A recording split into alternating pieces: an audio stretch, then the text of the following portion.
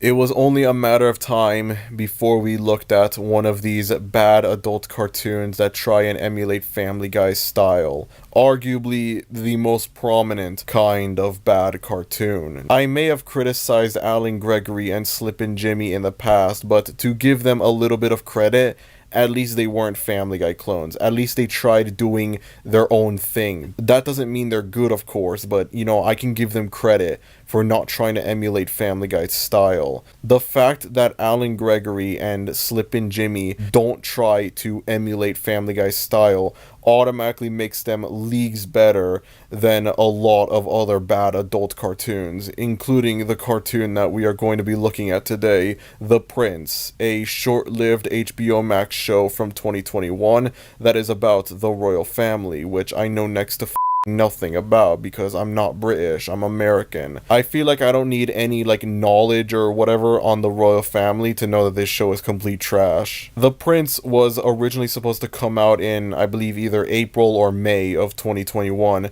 However, it ended up being postponed because of Prince Philip's death that occurred around that same time. It ended up coming out in July of that year. It received tons of negative reviews and was eventually cancelled in February of 2022. I brought up before how The Prince is one of these Family Guy-esque adult cartoons, but another great way to describe it is it's Alan Gregory, except British.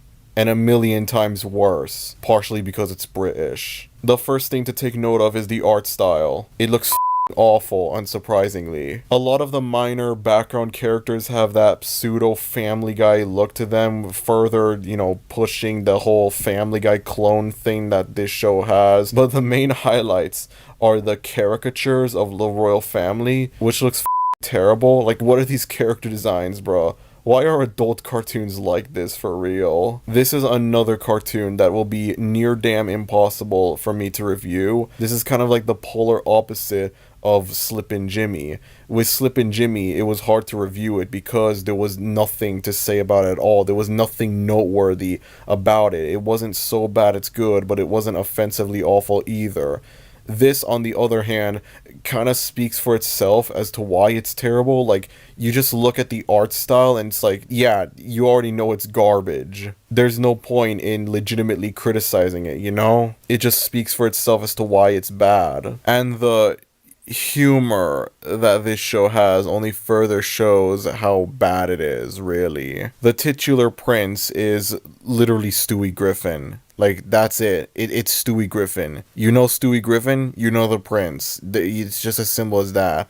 Down to the voice. It's it's so fucking blatant, Apparently the creator of this show actually worked on Family Guy on a few episodes, or he was a writer, I don't know, but he has done work on Family Guy, so that could explain why it feels so much like Family Guy, but at the same time, bro, get your own identity, bro. The queen's whole shtick in this show is she swears a lot, and that's it. Almost every scene she's in, almost every line of dialogue, she just drops the F-bomb, and that's meant to be funny, because she swears a lot, and that's funny and hilarious, guys, am I right? I don't even know what to say for the rest of these characters, because I genuinely just have a hard time describing them, because you just look at the character designs and I think it just says everything, honestly. Bro, Meghan Markle in this show looks like a fucking Go Anime character. How do you do that, man? How do you straight up do that, I keep talking about pseudo Family Guy. Bro, no, this is straight up, this is pseudo Go Anime. And Go Animate already is pseudo Family Guy. It's the pseudo Family Guy to end all pseudo Family Guys. To give this show a very, very, very little bit of credit, there's one subplot in this show that I actually think is not that terrible. In one of the early episodes of the show, the queen requests flum tarts, which are apparently her favorite treat. It turns out underneath the castle are a bunch of creatures that make the flum tarts. I believe these were humans that were enslaved into just making the flum tarts, but I have no idea. In one episode, the queen decides that she doesn't like the flum tarts anymore and she doesn't want them made, which prompts the servants to basically get rid of the creatures and burn all of them. Only one servant survives the burning and decides to take revenge on the royal family and also avenge those that were burned. He disguises himself as a servant named Kevin. In the final episode of the show, the queen requests the flum tarts again, which concerns the servants. The episode and the series as a whole ends with Kevin putting poison into the flum tarts and moving the cart up to the castle. Now, even though this is a terrible show and I definitely don't want a season 2 to happen, it does honestly kind of suck when a show ends with a cliffhanger. Regardless of how bad a show is, it always sucks when it ends with a cliffhanger, you know? At the same time, though, I don't think there is a single human being in this world that wants a second season of this garbage made because, well, I mean, look at it, bro. Look at it. I feel like this whole Kevin subplot could actually work if it was in a better cartoon. I find it more interesting than the main plot involving the royal family doing God knows what. And I hate that it's wasted on this when this deserves to be in a much better show. Unfortunately, this subplot is not enough to save the show. You know, while making this video, I made a realization. In retrospect, this could very possibly be the first of many, many, many HBO Max L's. All of the crap that HBO Max has done in the last 2 years or so, it started with this. I mean, think about it, okay? This came out in the summer of 2021, received largely negative reviews, and then it was canceled after one season because of the negative reviews. And then after that, you had the cancellation of that Batgirl movie, which was supposed to come out on HBO Max and was basically finished, to my knowledge, before just getting canceled, unreleased. And then shortly after that, you had the removal of various different shows on HBO Max, with Infinity Train and Close Enough being the most notable ones. I wouldn't be surprised at all if The Prince was still up on HBO Max. I genuinely wouldn't be surprised if that somehow survived the great HBO Max purge of 2022. And then following that, HBO Max brought us 2 of the most hated shows of 2023. Yeah, it's genuinely crazy how many L's HBO Max has taken in the last 2 years or so.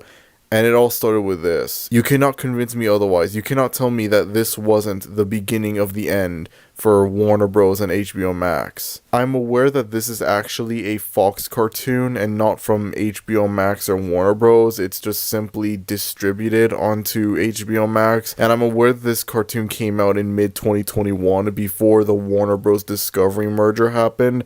But I don't care.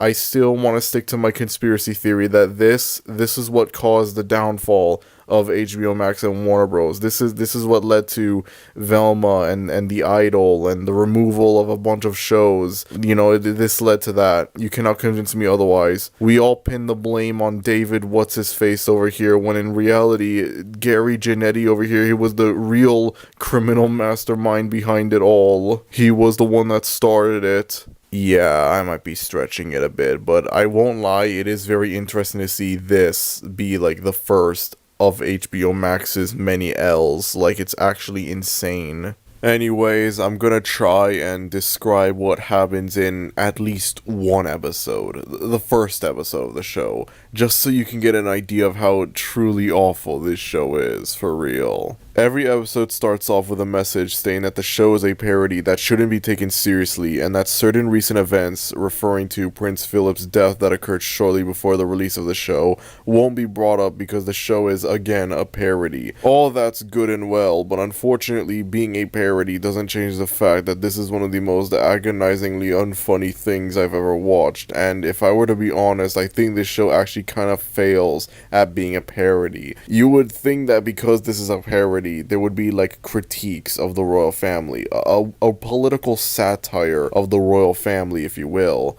I mean, the show would probably still be trash if it was like that, but at least it would be, you know, something. But no, that's not what it is at all. This is literally Family Guy, except with the royal family, which is that sure is a hilarious and original concept. That's so crazy, guys. I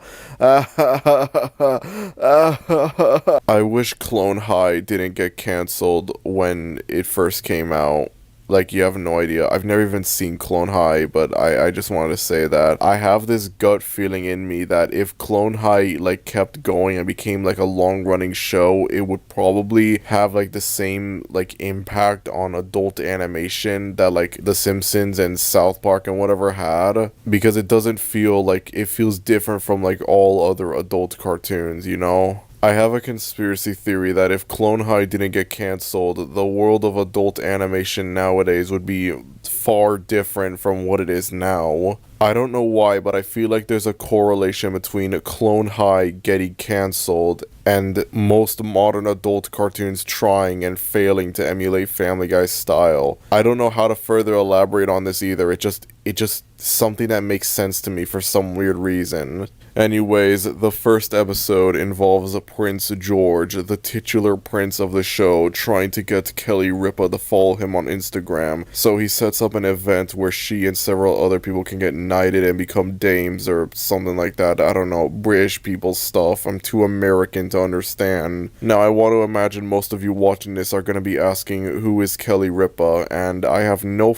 clue, to be honest. Apparently she's a talk show host. She's appeared in a few shows that I'm familiar with, but her name straight up doesn't ring a bell to me, so I don't know why, of all people, they went with this literal nobody. I initially thought that she was like someone famous in the UK, and that's why I didn't know who she was, but nope. She's American. Just, alright, sure, I guess. Whatever the case may be, Prince George hopes that by making Kelly Ripa a dame, she'll follow him on Instagram. There's a lot of different subplots in the show. It's not just the Kevin subplot that I brought up earlier. I'm not gonna bring up all the subplots in the show because it's not worth it at all. And because the show got cancelled after only one season, essentially all of them end with like cliffhangers never to be resolved. But I will bring up that there's a subplot involving Meghan Markle and Prince Harry, with the former trying to find a job and the latter trying to adjust to life in America. It's not a funny subplot or anything like that, but honestly I kind of see potential in it.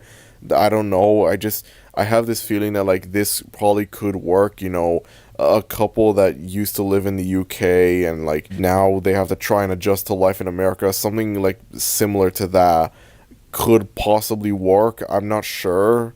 It's not as strong as the Kevin subplot, but it could maybe work somewhat. I don't know. This is probably the only show in existence where the subplots are considerably more interesting than the actual plots. Eventually, near the end of the series, Meghan and Harry moved back in with the royal family in the UK, so yeah, that ended up being pointless. Anyways, the ceremony begins, and in addition to Kelly Ripa being there, Greta Thunberg is also there, because why the not? And of course she looks like that. I gotta love it, man.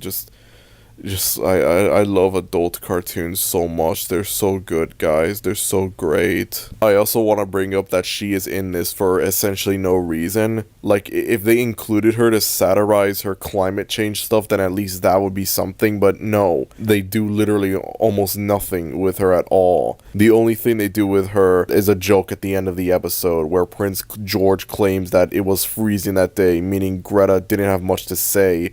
And that's it. She's in this just for the sake of being in this, because it's a famous person. Laugh. The episode ends with Prince George unfollowing Kelly, which I guess is supposed to be funny.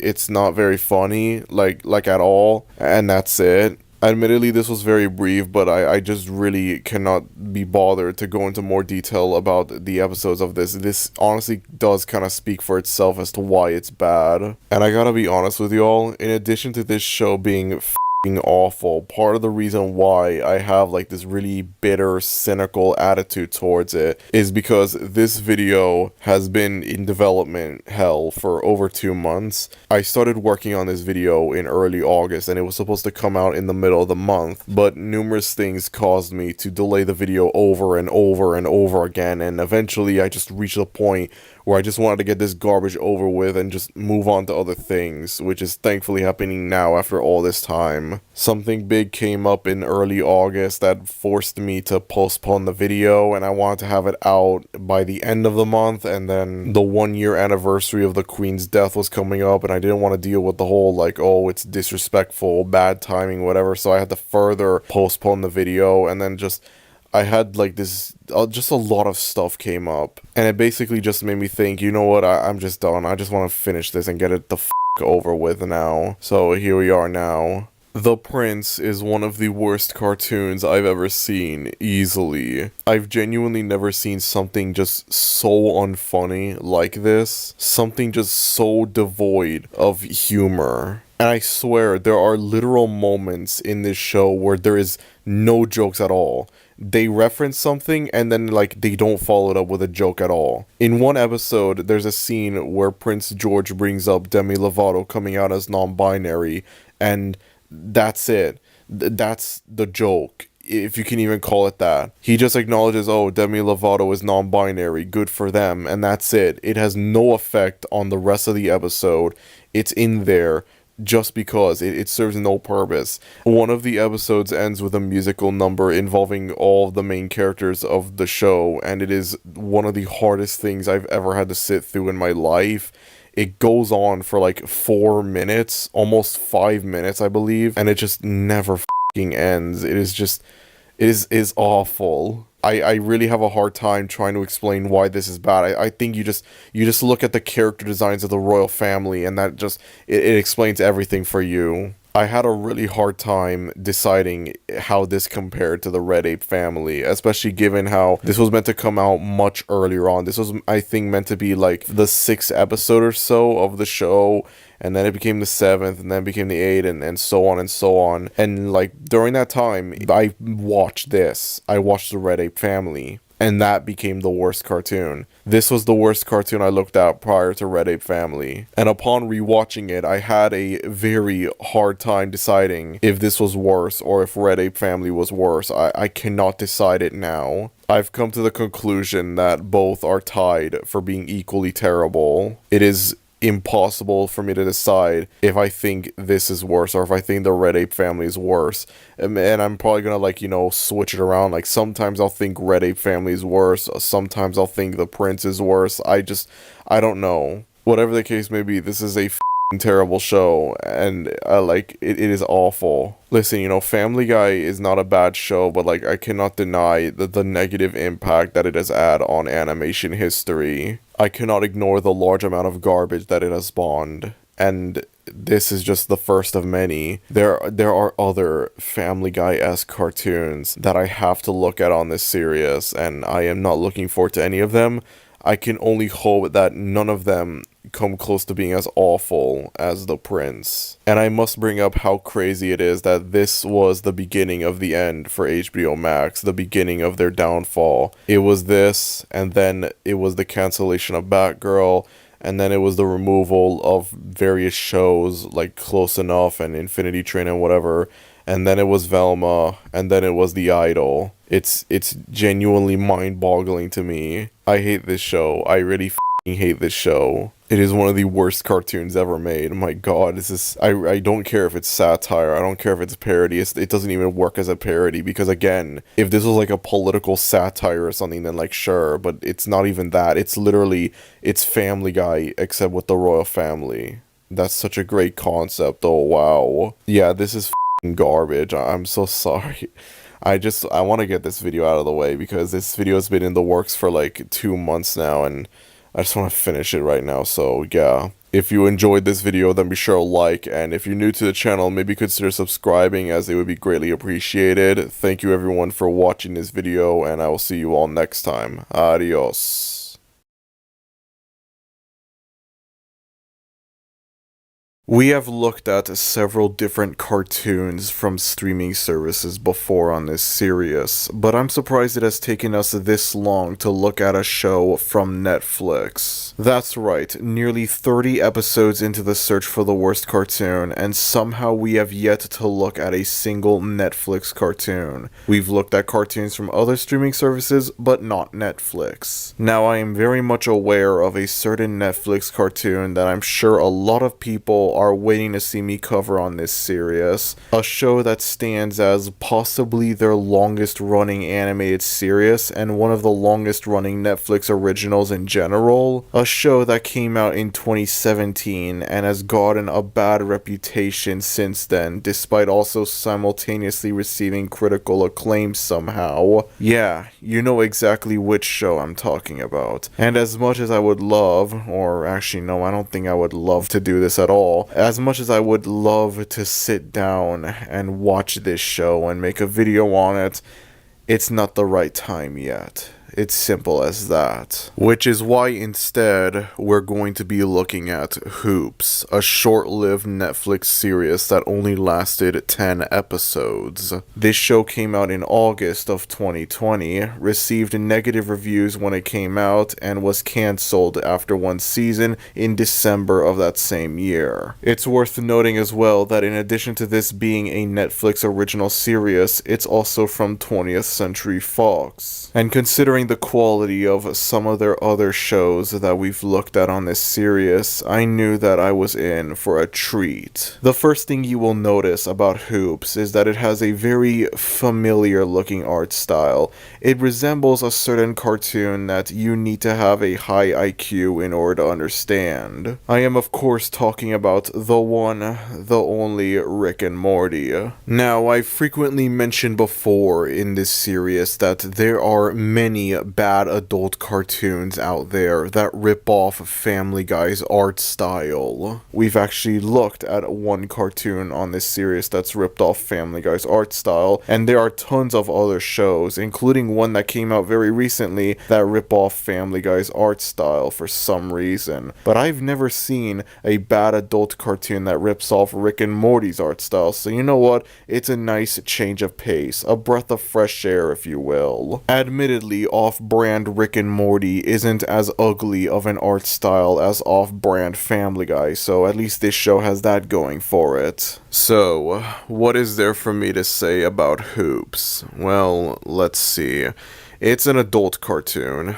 A bad one at that. There's no denying that at all. I was very surprised to see that Phil Lord and Christopher Miller were involved with this show. I mean, they didn't create the show or anything like that, but they still played a big part in the production for it, so it's just really surprising to see their names attached to something like this, given the quality of most of their output. I think it's safe to say that overworking the animators on Across the Spider-Verse is now officially the second worst thing that Lord and Miller have done. Actually, admittedly, Hoops isn't the worst adult cartoon I've seen on this series. I don't know if this show is legitimately less bad than most of the other adult cartoons that I've covered on this series, or if I'm just suffering severe brain rot just sitting through all of this adult cartoon slop that I look at this and I think, whatever, it's not that bad, I guess, when in reality it probably is as bad as a lot of the other cartoons that I've looked at. For what it's worth, there are a couple moments in Hoops that are funny. There are moments where I laughed watching the show. Actually, I would go as far as to say that there are more funny moments in this show than I initially expected. I went into this thinking that this would be a show completely devoid of humor, and what I end up getting instead is a show that's only 95% devoid of humor. Most of the humor in this show just consists of the characters swearing, and that's it. Saying the F word a million times. Nothing more, nothing less.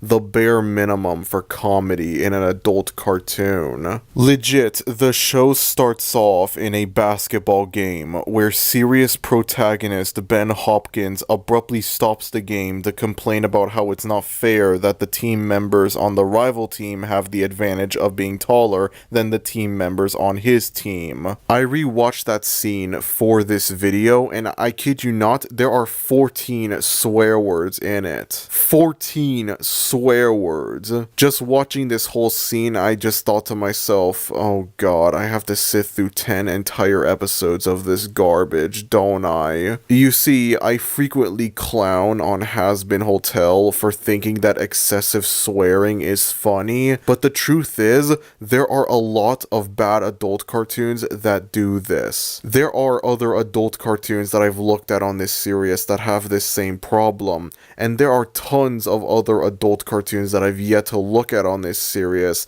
that have this problem as well. I don't know why people are okay with Has Been Hotel doing it, but they're not okay with these other shows doing it, but whatever. I'll save the Has Been Hotel slander for the inevitable Hell of a Boss episode, thank you very much. The Prince and the Slim Shady Show also suffer from this problem. They just think swearing a million times is funny. Saying f over and over and over again is funny. That's comedy gold. And it is never funny at all. It just comes off as a desperate way to make your show feel more adult. Again, it's the bare minimum of comedy in an adult cartoon. I mean, as we all know, animation is just a dumb, stupid thing for babies who have no taste. When it comes to cartoons made for big boys like me, there has to be strong language, because that's the only way to convey that yes, indeed, a cartoon is for an adult and not for some stupid little baby. There are many different ways for Hoops to convey that it is an adult cartoon and it's not a cartoon for kids, but instead it just goes the lazy route and just has the characters swear a lot, because how else are they supposed to convey that this is a show for big boys like me and it's not some little baby SpongeBob crap or anything like that. Yeah, you never see SpongeBob say the F word or the B word or anything like that. That's because SpongeBob is a stupid cartoon for idiot babies that have no taste. I only watch big boy cartoons like Has Been Hotel. You see, it's funny because they say the F word a lot and they say the B word a lot, and that's funny because it's a cartoon for big boys like me. There's no other way to convey that Has Been Hotel is a cartoon for adults and that it's not for kids at all. Excessive swearing is the only way. In addition to the excessive swearing, there's also this really weird running gag where Ben is obsessed with this random early 90s movie called Little Man Tate. I've never heard of this movie. Chances are you've never heard of it either. But in like half of the episodes of this show, it's brought up at least once. I mean, I guess you could say that the joke comes from the fact that Ben is extremely obsessed with this random obscure early 90s movie. The running gag is unfunny regardless, but I guess it would be even unfunnier if Ben was obsessed with a famous 90s movie like Forrest Gump or whatever. I don't know, it's just a really unfunny joke. It happens so frequently in the show, and not once is it ever funny. So the show follows Ben Hopkins, a high school basketball coach with anger issues, as he tries to make it big within the world of basketball coaching. His team has a lot of members in it. A lot of them are nerdy, dorky kids. I'm not going to go into detail about any of the team members. The only one that's really important to this show is Maddie, because there are several episodes that are focused on him, and that includes the aforementioned first episode, which mostly consists of Ben trying to get Maddie onto his team due to the fact that Maddie is 7 feet tall, which would then increase the chances of Ben's team winning in future basketball games. One of the ways that Ben tries to convince Maddie to join his team is by getting him together with a hooker, and a friendly reminder that Maddie is supposed to be a minor, so Yeah, that's not a very good way to start off your show. I'm honestly kind of glad that this is one of those shows where it's like they just dropped every episode all at once instead of having it be like one episode a week, because if this show followed the one episode per week pattern, that would just make this first episode even worse than it already is. By the end of the episode, Maddie ends up joining Ben's team, and so he becomes a prominent character in later episodes, with several other episodes also being focused on him. This show is a little bit of a roller coaster when it comes to its episode quality. As I mentioned before, there are 10 episodes of this show, and I sat through all 10 episodes. The first 2 episodes are dog shit, pure dog shit.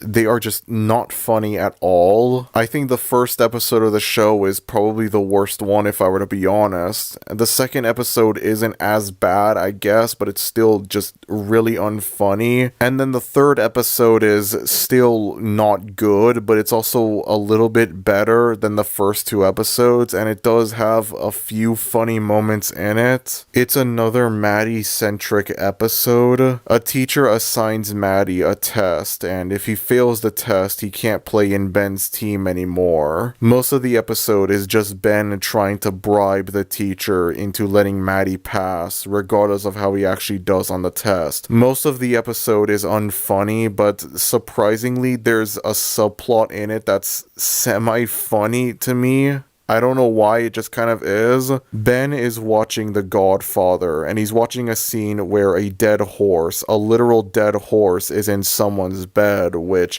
I've never actually seen The Godfather, but I guess now I know that's a thing that happens in it. Great, I just got The Godfather spoiled for me by Hoops. That's lovely. Although I will say, if this scene actually is in The Godfather, then now I finally understand why it's considered one of the greatest movies ever made. Peter Griffin was wrong. Taking inspiration from The Godfather, Ben and his team try to get a literal dead horse into the teacher's bed. However, they are unable to transport the horse as it is far too heavy. Now, I don't know if my sense of humor is completely broken at this point, but I found this scene to be kind of funny actually. I guess it's just absurd enough for me to find it just a little bit amusing. After the horse plan fails though, Ben decides to go with a much more up plan instead. I'm not sure if I can go into any detail on what the plan is, but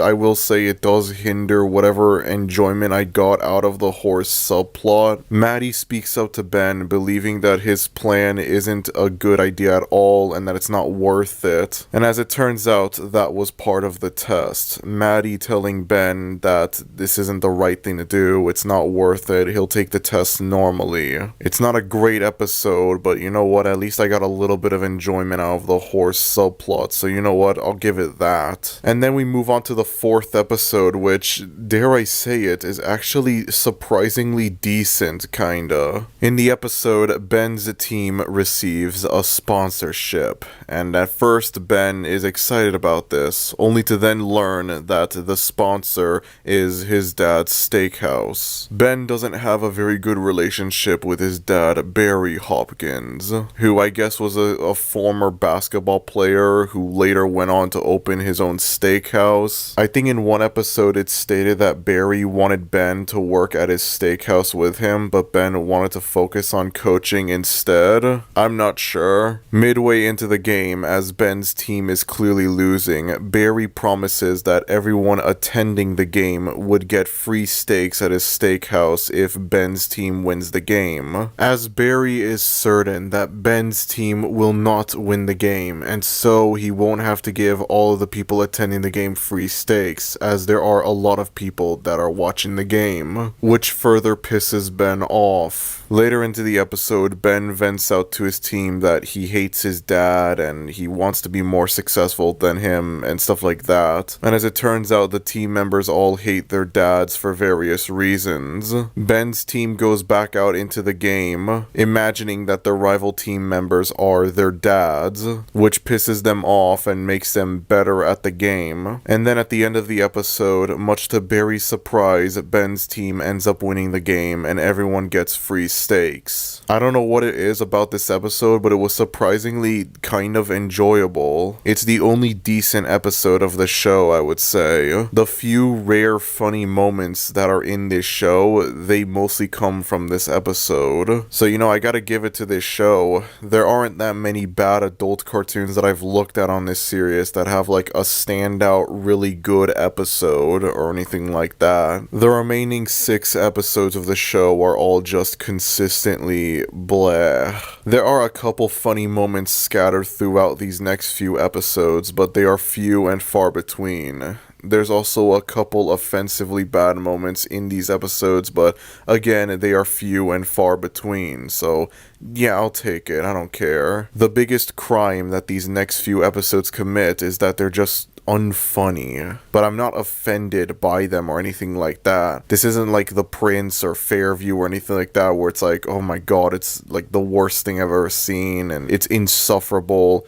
This is surprisingly tolerable for bad adult cartoon standards. Besides the first 2 episodes, the rest of the show is just... It's bad, but like it's not god-awful or anything like that. I could sit through it. The fact that it does have a couple funny moments in it automatically makes it leagues better than a lot of the bad adult cartoons that I've looked at on this series. I'll tell you that much. At the same time though, I can definitely see why this show didn't last very long. This was a show that was never going to last long. It was never going to get any sort of critical acclaim or anything like that. Ignoring the fact that the show is bad, I just cannot imagine an alternate universe where Hoops is this beloved, long-running, critically acclaimed cartoon or anything like that. I cannot imagine this show having any sort of longevity or lasting impact or anything like that. This is a show that was destined to become short-lived and forgotten about, and lo and behold, it ended up becoming short-lived and forgotten about. It's not The Simpsons, it's not Family Guy, it's not South Park, it's not Rick and Morty, similar art styles notwithstanding. It's just Hoops, and that's it. That's all that it is, and that's all that it will ever be. Nothing more, nothing less. With that said, I do want to briefly go over the final episode of the show, because funnily enough, it kind of feels like an unintentional serious finale. Now, on very rare occasions, we've looked at cartoons that actually do have proper serious finales, but then this is an interesting case where it's like, this final episode wasn't supposed to be a serious finale, but it feels like one in a way. The final episode is yet another Maddie-centric episode. In the episode, Maddie is given an offer to play basketball in a different school, a more fancy prep school. Ben is initially against the offer and tries to sabotage it as hard as he can until he receives a similar offer where he could go with Maddie to coach him, in which Ben then agrees to go with Maddie to the school. As a parting gift to the other team members, Ben decides to give them a bunch of random crap that he finds in his car, including a spare tire. The two of them get a flat tire, and as Ben goes to the trunk to get a spare tire, he realizes that he gave the spare tire to one of his team members. The episode, and the series as a whole, ends with Ben going on a lengthy rant about this, and there's a Little Man Tate reference thrown in, because why the hell not? Of course there has to be a reference to Little Man Tate. And then the show finally ends, never to receive a season 2. I'm not even gonna lie, looking at this show made me think a lot about the short-lived one-season cartoons that I've looked at on this series. It makes me look at stuff like The Prince, High Guardian Spice, whatever, and it makes me think like, what if? What if they got a season 2? I mean, I don't want them to get a season 2. I'm glad that they never got a season 2, but that morbid curiosity inside me just can't help but wonder, what if it got a season 2? What if all of the unresolved cliffhangers in the first season were resolved in the second season? I think I brought that up when I reviewed The Prince, that there were several subplots in The Prince and they're never going to be resolved because the show got cancelled. As I mentioned before, The Prince literally ends with a cliffhanger that will never be resolved no matter what. And Hoops is in a very similar situation. Do they get to the prep school or not? And then what happens? Will season 2 have a completely new set of characters besides Ben and Maddie? It's such a weird feeling watching these short-lived one-season cartoons, because it's like you get to know all of the characters, you get to learn, what's going on in the storyline, and then you get to the final episode and it's just, that's it. There's no more of that show. It's gone. It's over. Even if these are bad shows, I can't help but just, get that feeling. I know we all like to criticize the fact that Velma got a season 2, but if I were to be honest, if Velma got canceled after one season, I would just be left wondering, what if? What if we got a season 2? I'm not even ashamed to say that. I don't care. Whatever the case may be, Hoops would eventually get cancelled in December of 2020, and then it would never be heard from ever again. As I mentioned before, this is a show that was never going to have any sort of longevity or anything like that. This was a show that was destined to become short-lived and forgotten about. Even if the show was good, I just don't see it being this massively successful, beloved adult cartoon. It would probably last one more season and then it would get cancelled, most likely. And that's the story of Hoops, a Netflix cartoon that died almost immediately after it was born. As far as bad adult cartoons go, Hoops is one of the better ones that I've seen on this series. The fact that this show was able to get a couple laughs out of me on rare occasions automatically makes it better than a large majority of the adult cartoons covered on this series, so I can give it credit for that. This is one of the higher ranking adult cartoons that I've looked at in this series, and it's still in like the middle tier of the ranking list. That should just tell you how bad some of these shows are. I think The Nut Shack, Alan Gregory, and Control Alt Delete are the only adult cartoons that are ranked higher than Hoops, and that's it. I'm not sure if Slippin' Jimmy counts as an adult cartoon. I mean, obviously the original Better Call Saul is not a cartoon, nor is it for kids, but Slippin' Jimmy feels a lot more kid-friendly in comparison. On the one hand, it would make no sense for them to make a kids cartoon based on Better Call Saul of all things, but on the other hand, there's nothing in Slippin' Jimmy to indicate that it's a cartoon for adults, besides the fact that it's based on Better Call Saul. I don't know. This makes me question who is the target audience for Slippin' Jimmy, besides people with good taste in cartoons, of course. Whatever the case may be, there are far more adult cartoons ranked below Hoops when compared to adult cartoons ranked above Hoops. Stuff like Velma, Slim Shady Show, Has-Been Hotel, they're much worse than Hoops, I don't care. Some of you might be wondering why I'm considering Hoops to be significantly better than Has-Been Hotel, despite criticizing both shows earlier for relying on excessive swearing for humor. Well, you see, here's the difference. Number one, there is no one that will try to convince me that Hoops is actually a good show and that I'm wrong,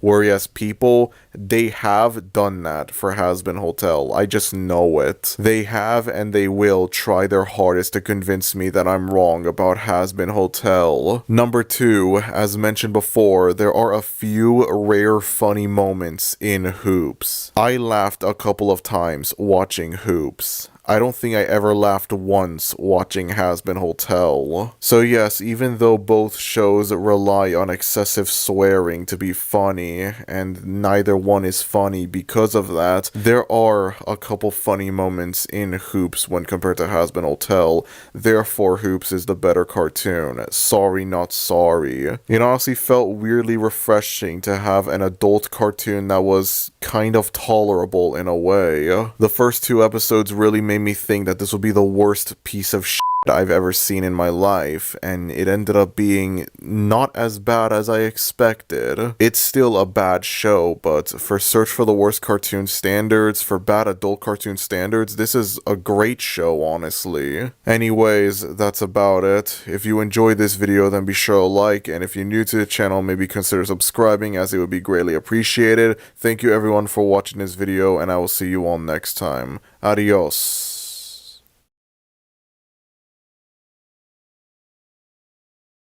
A few years ago, I set out on a quest to find the worst cartoon ever made. The reason why I decided to do such a thing was because I noticed that there was a lot of discourse surrounding what people considered the worst movies ever made and the worst video games ever made, but nobody ever did the same thing for cartoons. And the stuff that people were calling the worst cartoon ever made were very questionable, to say the least. Stuff like Teen Titans Go and Dark Age SpongeBob and whatever. Stuff that's not good, don't get me wrong, but like, come on, they're not worst cartoon ever made levels of bad. No.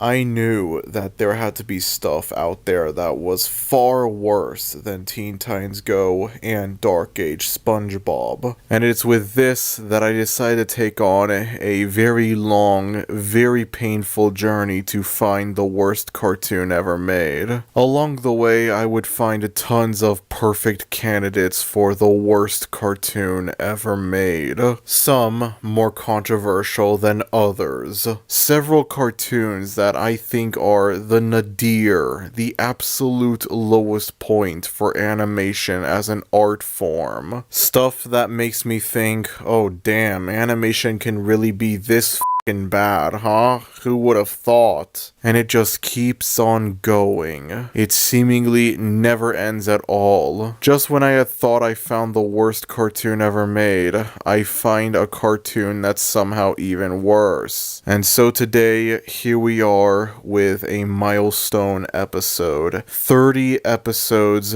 of the search for the worst cartoon. And I figured, what better way to celebrate 30 episodes of the search for the worst cartoon than by going back to where it all began and re-reviewing the very first cartoon that I looked at on this series, Alan Gregory, a short-lived Fox cartoon from 2011 that only lasted 7 episodes. And so in April of 2020, I uploaded the first ever episode of the search for the worst cartoon. I wanted to make more episodes after, but given how 2020 was a very rough year for obvious reasons, I just didn't go forward with it. Over time, I just lost interest in the series, and I didn't feel like continuing it at all. For years, I just left that one Alan Gregory video as just a one-time thing and that's it, never to receive a follow-up of any kind. That all changed in early 2023 thanks to a certain cartoon that received widespread ridicule all around the internet. I am, of course, talking about the one, the only Velma. The massive backlash that Velma received when it first came out made me interested again in this idea of trying to find the worst cartoon ever made, especially knowing that there were several terrible cartoons that had come out since the Alan Gregory episode, with Velma being one of them. I already had tons of different ideas for cartoons that I could cover on the search for the worst cartoon. Velma Velma being one of them now. Slowly but surely, I would go through each of these cartoons, finally giving them the search for the worst cartoon videos that they deserved. Around that same time in early 2023, I discovered a very strange, very obscure cartoon that I saw no other cartoon YouTuber acknowledge. I was originally going to have it be a completely normal, random video, nothing related to the search for the worst cartoon, and then I decided, nah, you know what, let's make this the search for the worst cartoon comeback episode, why the hell not? And the cartoon that I went with to bring back the search for the worst cartoon was this. Let me just go ahead and clear something up.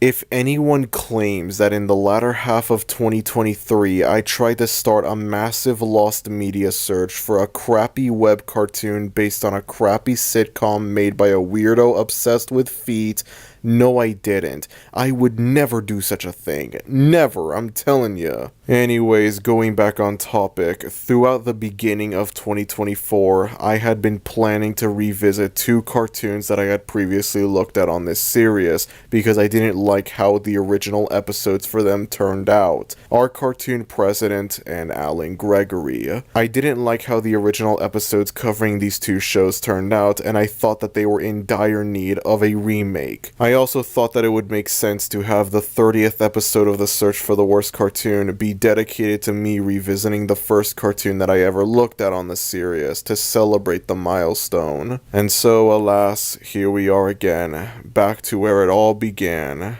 Alan Gregory. The initial consensus that I had for Alan Gregory was that it was not a good show, obviously, but it wasn't the worst thing that I had ever seen. And even after all this time, it still remained one of the better cartoons that I covered on this series. It still remained on the top 10 of the search for the worst cartoon ranking list. But eventually, there had to come a point in time where I realized this wasn't fair. Sometimes opinions can change. What I initially believed in 2020, I might not believe it in 2024. It wasn't fair to have a cartoon that I binge watched all the way back in early 2020 sandwiched alongside a bunch of shows that I had binge watched throughout 2023. Shows that were still fresh inside of my memory compared to Alan Gregory, which was on the verge of being forgotten about. There had to come a point in time where I would rewatch the show with fresh eyes to see what I think of it now in 2024 compared to what I initially thought of it back in 2020.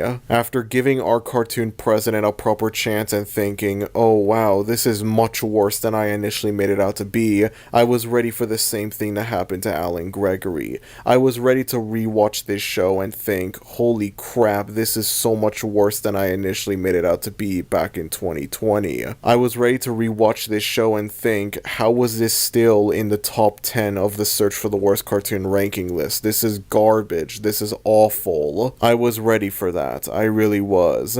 And, well, as it turns out, my thoughts on the show haven't really changed all that much. Alan Gregory is still not a good show at all. It is far from a good show, but it is also far from the worst thing that I have looked at on this series. If anything, out of every cartoon that I've looked at on the search for the worst cartoon, I think Alan Gregory is the one that has the most potential to be a good show. This also makes it one of the more frustrating cartoons that I've covered on this series, because I really want this show to be good.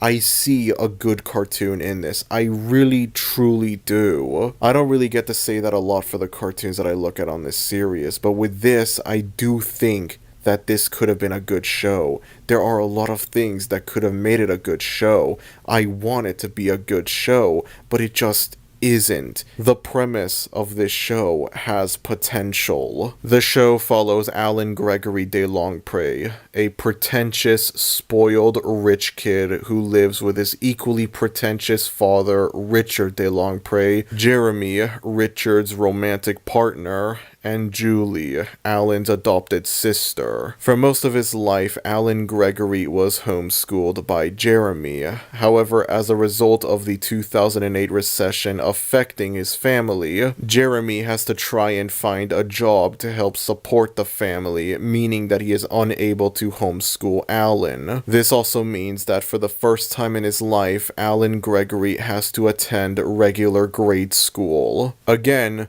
this premise has the potential to be funny. There are ideas here that could work. The contrast between this spoiled, privileged, rich kid going to a normal grade school, that could be funny. In the first episode, there's a scene at the school cafeteria where it's like everyone else is eating normal cafeteria food, and then you have Alan over here eating sushi and drinking alcohol. And it's not funny, but like it has the potential to be funny because it shows you the contrast between Alan Gregory and all of the other kids at the school. But even though the show has a lot of potential to be funny, it just isn't. Why is that the case? Well, allow me to explain. Seeing how Alan Gregory is meant to be this spoiled, privileged, rich kid, that naturally means he's not going to be the most likable character you can think of. I've seen people criticize this show for being mean-spirited, and while I don't disagree with that necessarily, I feel like people don't understand that that's kind of the point of the show in a way. The premise of this show would not work as well if Alan Gregory was a lovable character that was nice and kind to everyone around him. Alan Gregory is supposed to be a pretentious, unlikable character.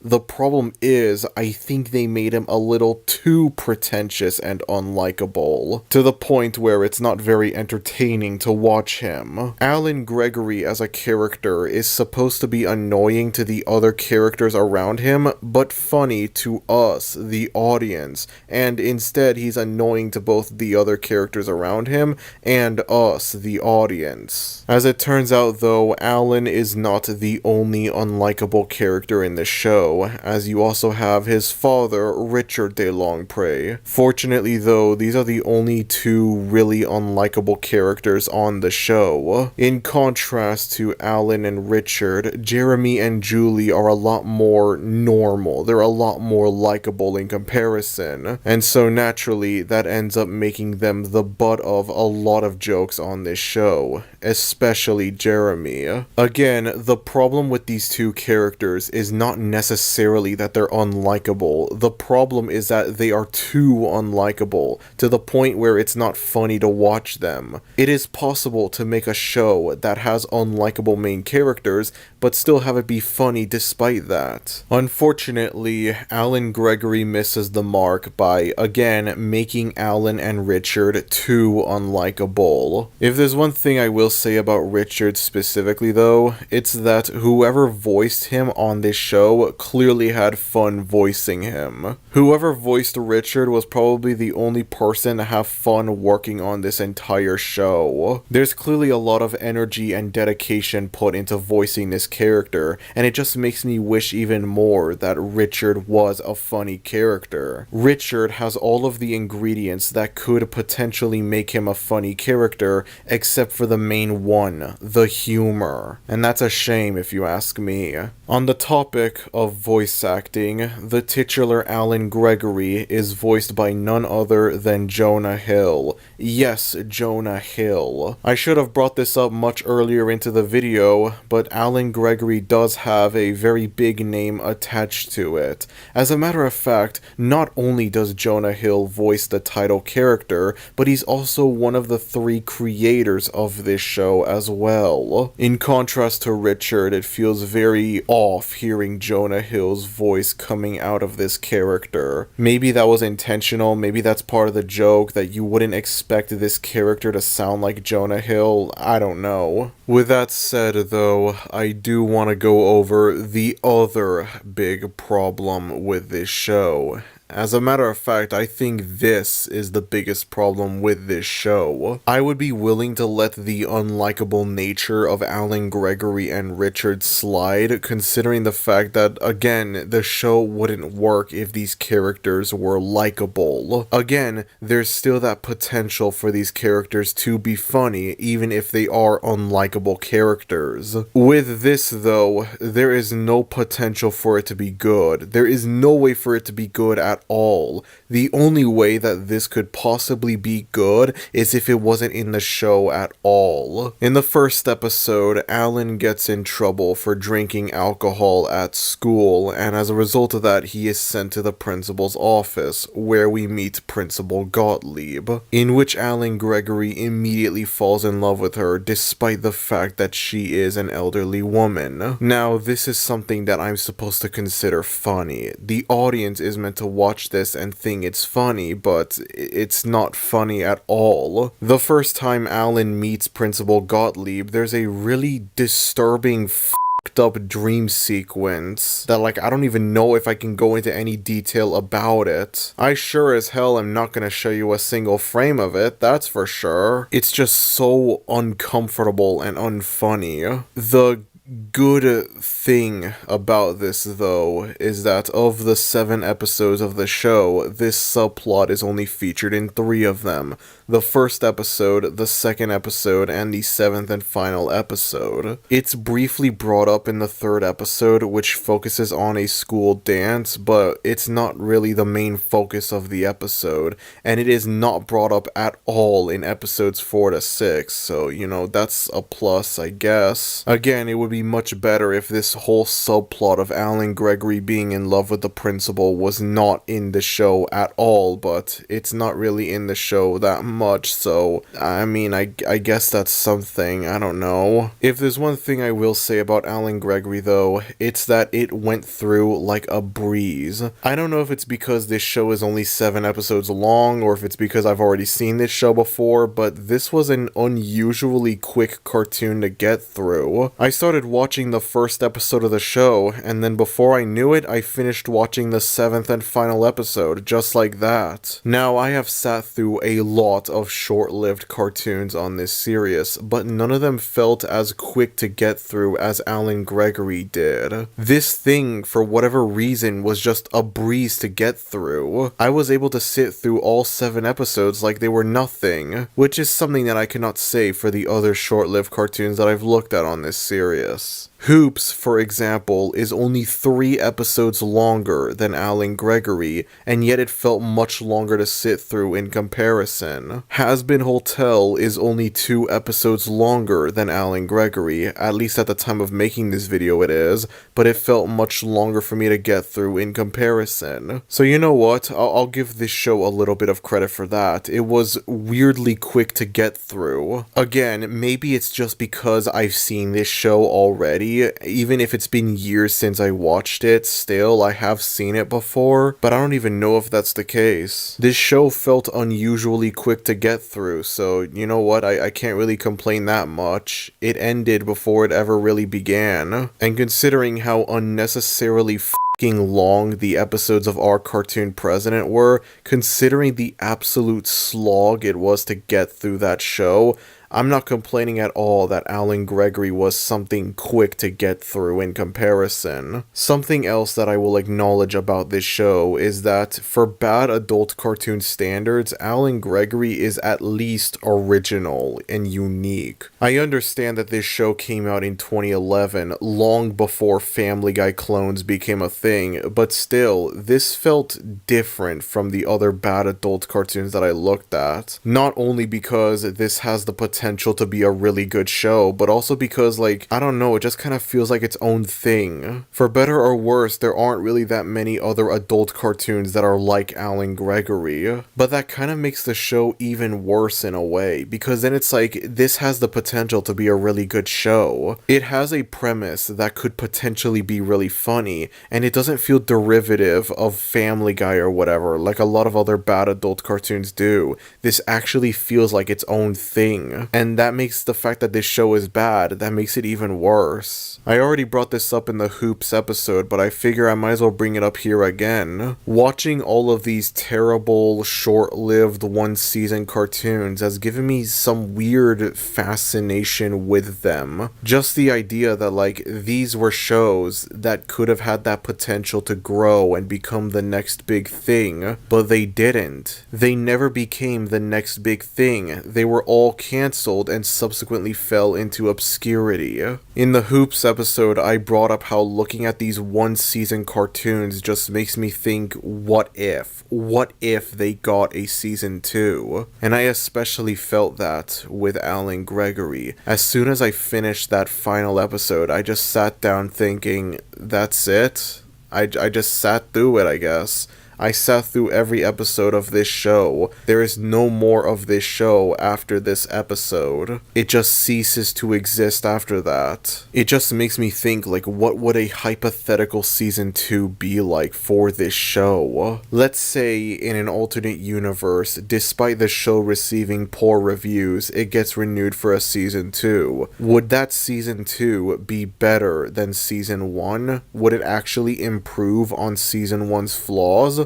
Or would it just be the same thing as season 1? Would it retain the same flaws? I just can't help but think, what if? What if it got a season 2? But then at the same time, as I brought up in the Hoops episode, sometimes these short-lived one-season cartoons, I don't see them becoming, big cartoons or anything like that. And that might apply to Alan Gregory as well. Ignoring the fact that Alan Gregory is bad, I don't know if this show would have a long run or anything like that. I don't know if this show would go on to become a staple for Fox Cartoons, one of their big signature shows. This show aired in 2011, in the same year as Bob's Burgers. Somewhere out there's an alternate universe where Alan Gregory is this massively successful, long-running show for Fox, while Bob's Burgers is just this short-lived thing that gets cancelled after one season and subsequently falls into obscurity.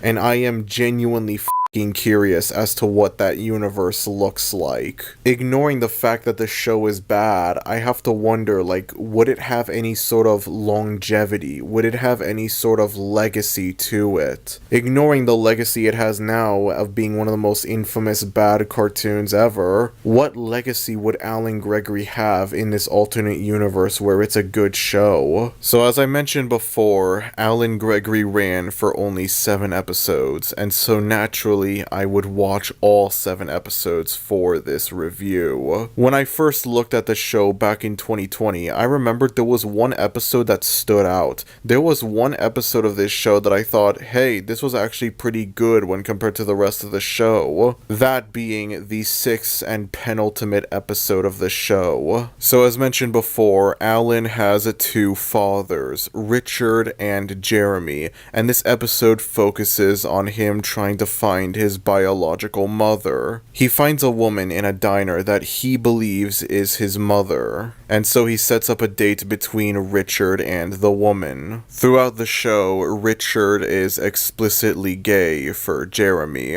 and so throughout the episode, with this woman, Richard tries to convince himself that he is a straight man, which leads Jeremy into feeling a lot more isolated in the family than before. This is further showcased in a montage where the family go to a carnival and Jeremy is just left out of most of the activities that the rest of the family do. Eventually, this causes Jeremy to leave Richard and move to an apartment, which then leaves Richard in a depressive state. As the episode progresses, the mother gets more fed up with the spoiled, pretentious nature of Alan Gregory, while Alan Gregory gets more fed up with his mother for trying to make him into a more likable kid. It's honestly the only time in the show where the spoiled, privileged nature of Alan Gregory is actually pretty funny. By the end of the episode, the woman leaves the DeLongpre family believing that they are terrible people. As it turns out, at the end of the episode, there's a strong chance that this woman actually isn't Alan Gregory's mother, and that the file Alan received that led to him finding the woman was just a random file that was found first worst thing, leaving the mystery of Alan Gregory's real mother forever unsolved. I've brought up numerous times that this show has the potential to be good. This show could actually work. It could still be funny even with the unlikable nature of its main character, and this episode I think is the closest to showing that. This episode shows that it's possible to retain the unlikable nature of Alan Gregory and still have him be a funny character. Back when I first watched the show in 2020, I thought that this was the standout episode of the show. This was the best of the 7 episodes. And to my surprise, that's still the case rewatching this show 4 years later. I can only imagine what a season 2 for this show would be like if we ever got one. I can only imagine that alternate universe where this show became a mainstay for Fox, a big show for them. Whatever the case may be, Alan Gregory will forever be a failure. A short-lived 7-episode long failure that just came and went like it was nothing. It could have been the next big thing for Fox. It had that potential, but unfortunately, it just didn't live up to that potential. It's a shame considering the fact that, again, this show does have a unique feel to it when compared to other bad adult cartoons. And when you look at a lot of other Fox cartoons, maybe it could have added something new to them as well. With the exception of Futurama, almost every Fox cartoon follows the dysfunctional family formula that started with The Simpsons. And yeah, Alan Gregory follows that formula as well, but it could have done so in a different way. Having the dysfunctional family in question consists of 2 normal people and 2 rich, privileged people who don't have a grasp on reality. I must wonder now what Jonah Hill himself even thinks of this show over 10 years later, because I don't even know if he's ever brought the show up at all in retrospect. I don't know if he ever acknowledged the failure of this show and what he thinks of it now. Does he regret making the show? Does he think it could have been better? Does he think that the critics were wrong and that he made a work of art? I don't know. For all we know, he probably doesn't even remember the damn show. Well, I wouldn't necessarily find what Jonah Hill thinks of the show now in retrospect, but I would find other stuff that I think is just as, if not more interesting than that. I came across a few interviews that Jonah Hill held from before the show came out, and I decided to watch them for a multitude of reasons. Mainly because I wanted to laugh at how poorly aged these interviews were, seeing how the show would end up flopping hard. But what I wasn't expecting from these interviews was actual honest-to-God lost media from Alan Gregory. I managed to find an old interview with Jonah Hill from Comic-Con 2011, and throughout the interview, there are several scenes of the show that are spliced in, except, as you can clearly see, there is a noticeable difference visually. Alan and Jeremy have very different looking designs when compared to the final show, and there are moments in these clips that are not present in any of the 7 episodes of the final show. Like, this shot doesn't appear at all in the final show. In none of the 7 episodes does anything close to it appears. As it turns out, there is apparently an early pilot for Alan Gregory that was made sometime in the late 2000s, I believe. I think it was somewhere between 2008 to 2010. I don't know. And now it's obvious what must be done. Y'all already know what to do. We need to find this pilot ASAP.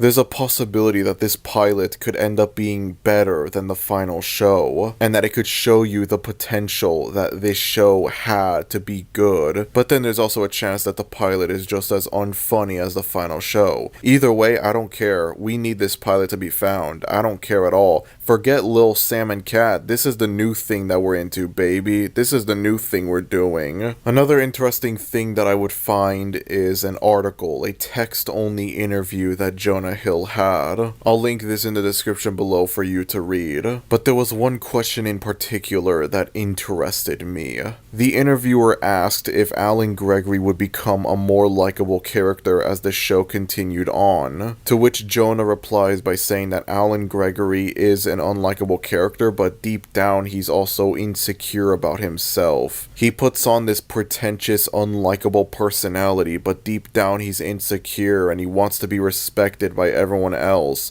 which is something that is not present in any of the 7 episodes of this show. The show starts with Alan Gregory being an unlikable character, and it ends with Alan Gregory being an unlikable character. Maybe this progress could have been seen in a potential season 2, but the show got cancelled, so we're never gonna see that happen. And then I would find another interview that Jonah held from December 2nd, 2011, 2 days before the final episode of the show premiered. So as I mentioned before, the show ran for only 7 episodes, but apparently there were 6 more scripts that were ordered from Fox for the show. Virtually nothing is known about these scripts. It's unknown how far they got before the show ended up getting cancelled. So there you have it, potentially more lost media relating to Alan Gregory, just like that. And also throughout this interview, Jonah Hill keeps bringing up how the characters on this show are meant to be awful people. Jonah Hill and all the other people involved with creating the show thought it would be funny to make a show about awful people that stay awful people, rather than have a show where the main characters are awful people, but at the end they become a lot more likable, they do something good, which kind of contradicts the previous claim that Jonah made about how Alan Gregory is insecure and he wants to be respected by everyone and whatever, but like, I digress, who cares. He keeps referring to the show as being very punk rock, which is definitely an interesting way to refer to this show, I guess. He talks about how he was able to get a show with such an awful, unlikable main character onto TV, which only makes me wonder, is this show bad on purpose? Is this an intentionally bad show? It's obvious that Alan Gregory as a character was intentionally made to be unlikable, but did they make him this unlikable intentionally? I mean, I gotta hand it to them, that's pretty ambitious, I'm not gonna lie. Unfortunately for Jonah Hill, this meant that the show wouldn't have very much mass appeal, nor would it last very long, both of which ended up happening to the show.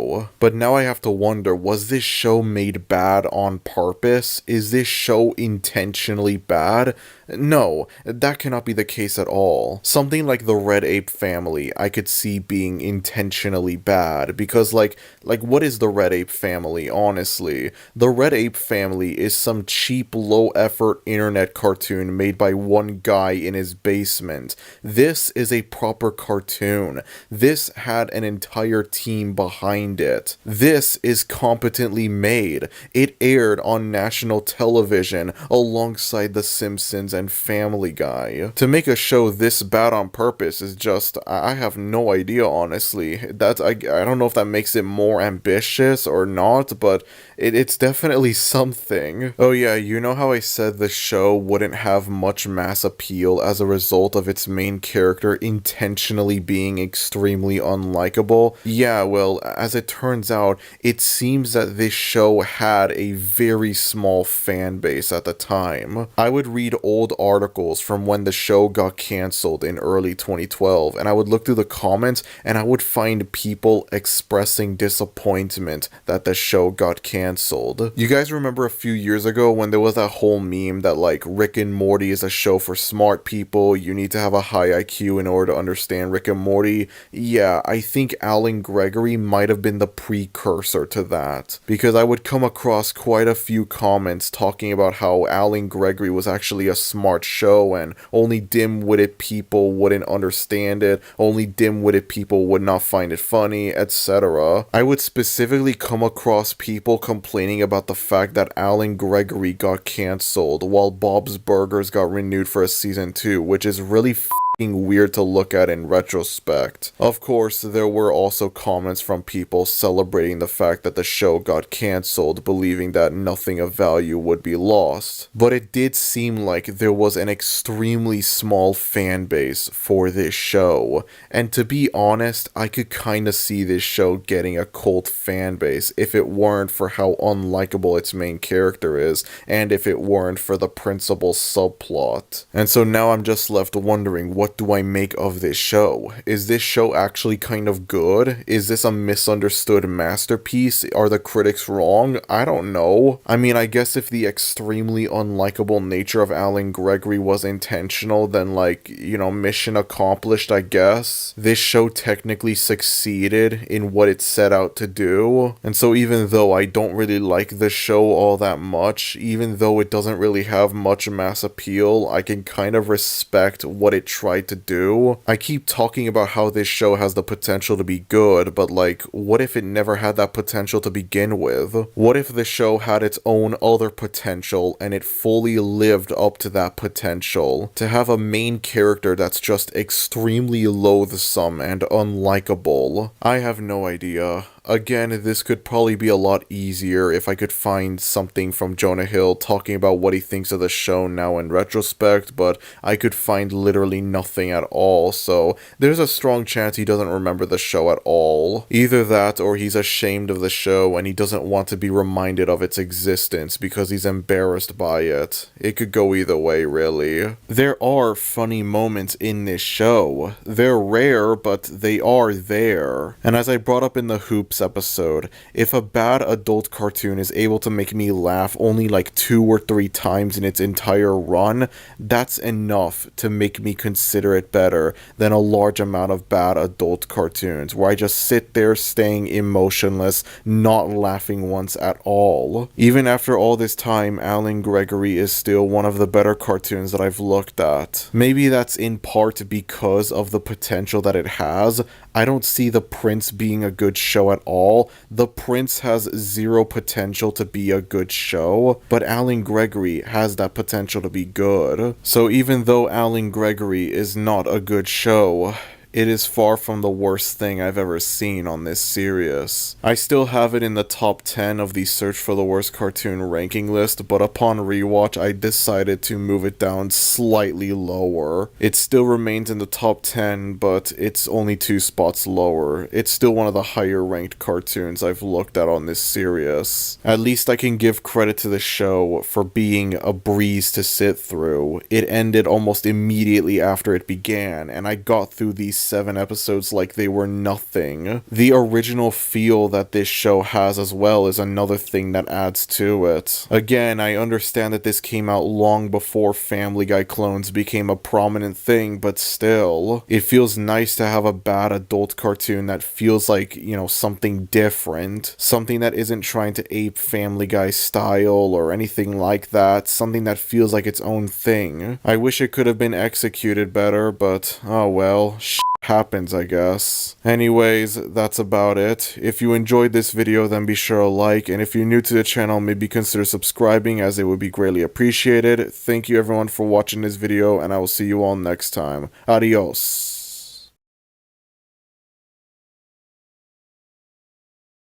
Alright, so between Fairview, Lil Bush, resident of the United States, and the show that we're going to be looking at in today's video, I think it's about to become very obvious why South Park is the only successful cartoon that Comedy Central has ever had. It's a bit odd, isn't it? When you think of Fox, there are several different cartoons that pop up in your head. When you think of Adult Swim, there are several different cartoons that pop up in your head. When you think of Comedy Central, you think of South Park, and only South Park. No other cartoon comes up on your head, it's just South Park. Okay, and to a lesser extent, a significantly lesser extent drawn together, but that's about it. I can't help but notice that these 3 shows are all kind of derivative of South Park in their own ways. With Fairview, you have the whole aspect of seeing what life is like in this small town, in this small community. The only difference being, instead of South Park, it's Fairview.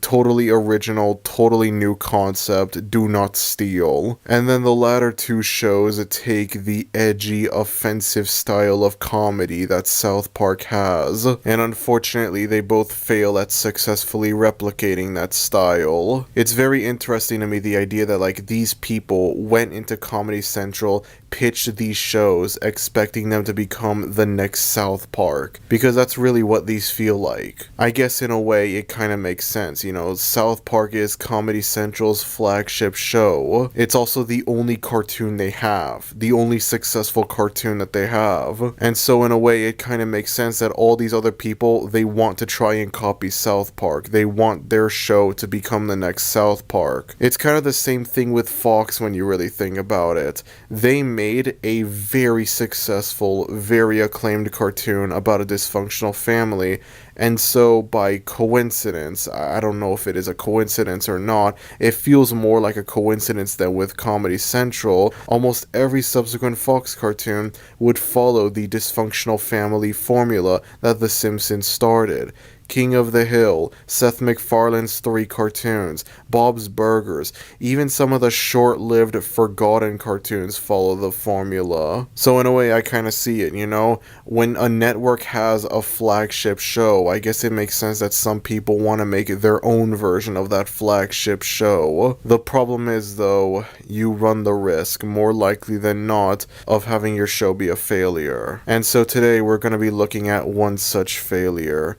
Ladies and gentlemen, this is Legends of Chamberlain Heights. This is a short-lived Comedy Central cartoon that ran for 2 seasons from 2016 to 2017. I remember this show came out in the latter half of 2016, around the same time the Nut Shack was becoming this massive meme on the internet. You look at both shows and they are very similar in quality. I mean, obviously this show is far worse than the Nut Shack. This show doesn't come close to being as good as the Nut Shack. This doesn't have the funny bad quality that the Nut Shack has, but the vibes are definitely similar between the two shows. Not a lot of people acknowledged it, but I remember there were a few people that took note of how funny it was that at the time there was this brand new cartoon that was about to come out on Comedy Central that somehow looked worse than this extremely obscure cartoon from almost a decade ago that no one knew it existed until very recently when it started gaining infamy on the internet. And then there was this brand new cartoon that was about to come out that somehow looked worse. I don't know why, but I feel like there's something weirdly perfect, weirdly beautiful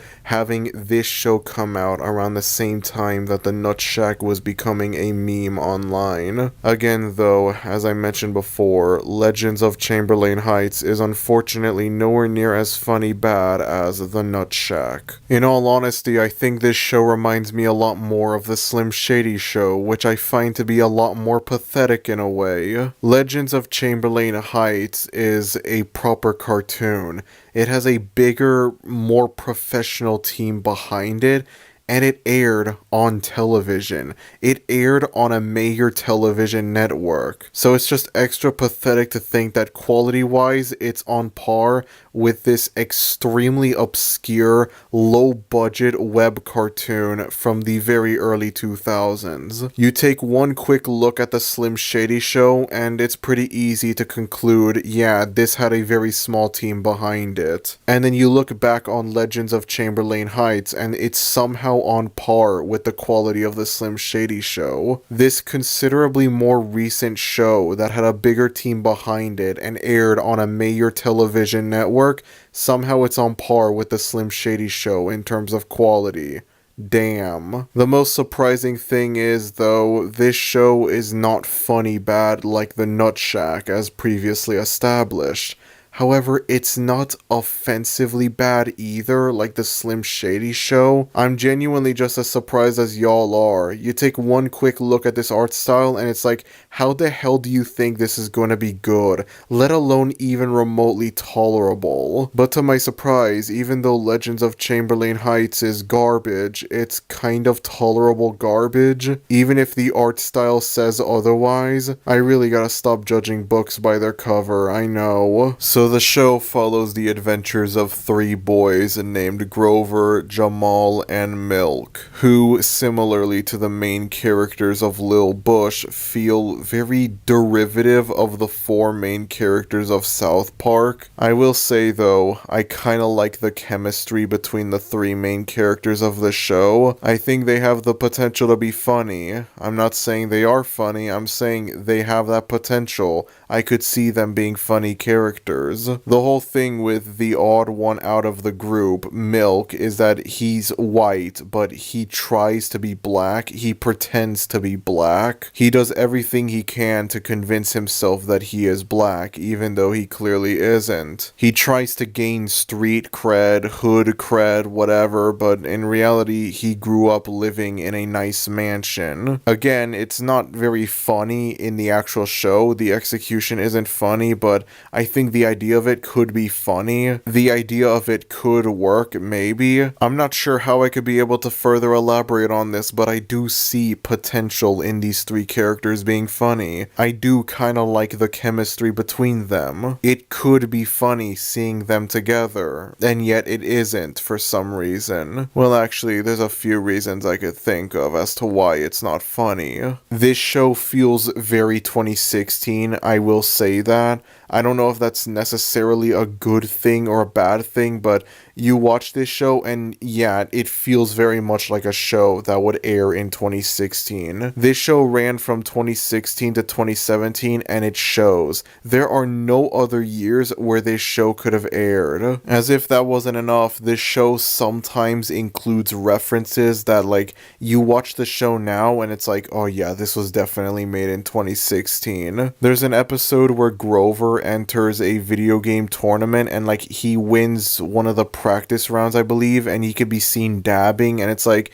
yeah, that's how you know this was made in 2016. God, remember when dabbing was a big thing? You know, I don't know what it was, but like dabbing felt like it was gonna be like this big thing that would have longevity, and now it's just completely disappeared. I completely forgot about it until I watched this show. Chances are y'all forgot about it until now. I know that a lot of like novelty dance moves, if you can even call the dab a dance move, I know they don't last very long, which is why they're considered novelty dance moves. But I don't know, I always felt like there was gonna be this longevity to dabbing when compared to like Gangnam Style or Whippin' Nae Nae or whatever. And then by either 2018 or 2019, dabbing was completely dead. I don't know, it's just this like, it was everywhere, everyone was doing it back in the mid 2010s, and then it just kind of disappeared, and somehow we just never acknowledged that, yeah, it disappeared. I don't know, it's a very weird thing that I think about now because of this show. I'm getting off topic though, I apologize for that. So as I mentioned before, this show only lasted 2 seasons from 2016 to 2017, with each season having 10 episodes, so you have 20 episodes in total. I watched all 10 episodes of season 1, and then I only watched like the first 2 or so episodes of season 2, and I've gotta be honest with y'all, this show is surprisingly kind of tolerable. Not good, but tolerable. I know that's very surprising considering the fact that the show looks like this, but I surprisingly didn't find it to be as insufferable as I expected it. But that wasn't the case at first. The first episode of the series is easily the worst one, although to be fair, I didn't bother watching much of season 2, so maybe there's a slight chance season 2 has an episode worse. But the first episode, I think, is the worst episode of the show for one simple reason. It has nothing to do with the plot of the episode, it has nothing to do with that. It is filled to the brim with gross out jokes. Now, I can't show any of these jokes for obvious reasons, but yeah, episode 1 has a lot of these gross out jokes, and you combine that with the extremely unappealing art style, and yeah, that's not a very good combo. It genuinely made me dread what the rest of the show would be like. I thought the rest of the show was just gonna be this unappealing, unfunny, gross out show. But to my surprise, none of the subsequent episodes had that much gross out humor in it. That's not to say that the subsequent episodes are clear of gross out humor, because yes, from time to time, there are trashy, gross out jokes thrown in, but not as much as in the first episode. Much like with Lil Bush, this show just has this very trashy feel to it. It feels a bit different from Lil Bush though. I don't know how I could be able to elaborate on this. I don't know how much sense this is gonna make, but I feel like there's a very clear, noticeable difference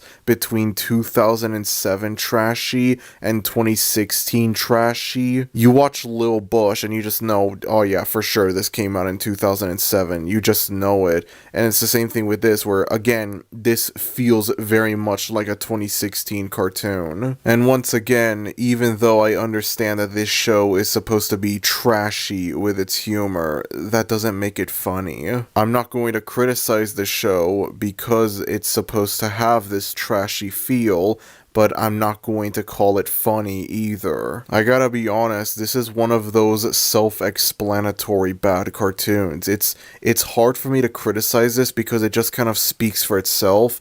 Just one quick look at the art style and it says everything. And I gotta be honest, I hate looking at these kinds of shows. I would rather look at something that I could be able to elaborate on why it's bad. It's so boring to me looking at a self-explanatory bad cartoon because it's like it doesn't really take much to know why it's bad. And then you combine that with the very whatever feel that I have watching this show. This isn't funny bad. It's not offensively bad, except for the first episode.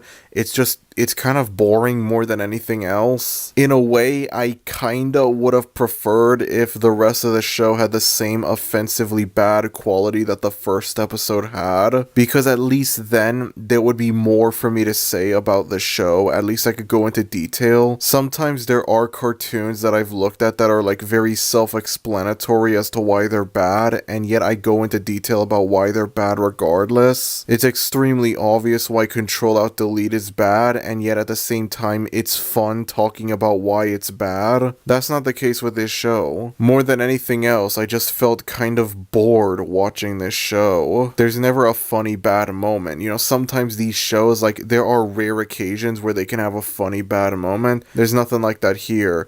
Maybe there's like one genuinely funny joke in this show, I don't remember. I surprisingly don't doubt the possibility that one episode of the show that I watched had a joke in it that I found funny, but I'm not gonna bother rewatching the show to find that joke, assuming it exists. At the same time, I'm not offended by the quality of this show, even though this show has one of the most visually unappealing art styles I've seen for any cartoon.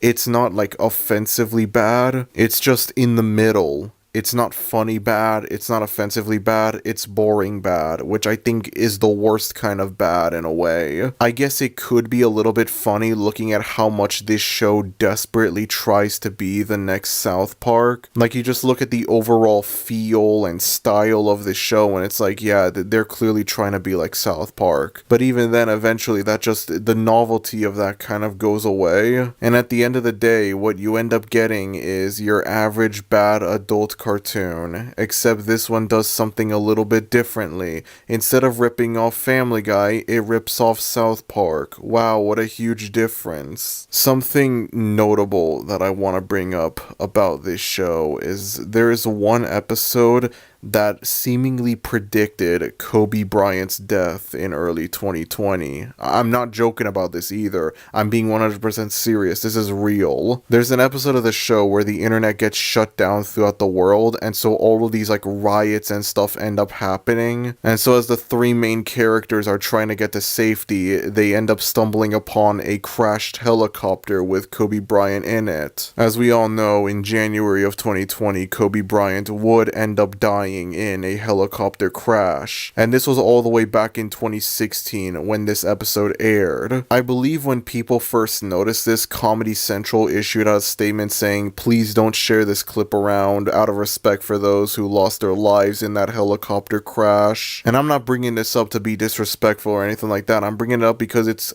honestly kind of eerie more than anything else. Unfortunately, that's the only really interesting thing about this show. That's the only noteworthy thing about it. What I'm ultimately left with is a very self-explanatory cartoon. A cartoon that is bad, but it just feels redundant to explain why it's bad. It gives me nothing. It gives me no material to work with. It's not fun talking about why this show is bad. You just take one look at the show's art style and it's like, yeah, there's no way this show is good. In what world is this show good? As far as bad adult cartoons go, this isn't the worst one I've seen, but it's also not the best one I've seen either. It's tolerable, but it's also really boring at the same time. And so as a result of that, there's almost nothing interesting to say about this show. Nothing notable. It speaks for itself as to why it's bad. It's a short-lived South Park clone from the mid-2010s that very much feels like a cartoon from the mid-2010s, and then it became immediately forgotten about the moment it was cancelled. In retrospect, maybe it was a bad idea to look at two short-lived South Park knockoffs from Comedy Central back to back. I feel like I would have a lot more to say about this show if it weren't for the fact that I looked at Lil Bush in the previous episode. At the same time though, maybe that's not the case, you know? Sometimes something is just boring. Sometimes something is just self-explanatory and,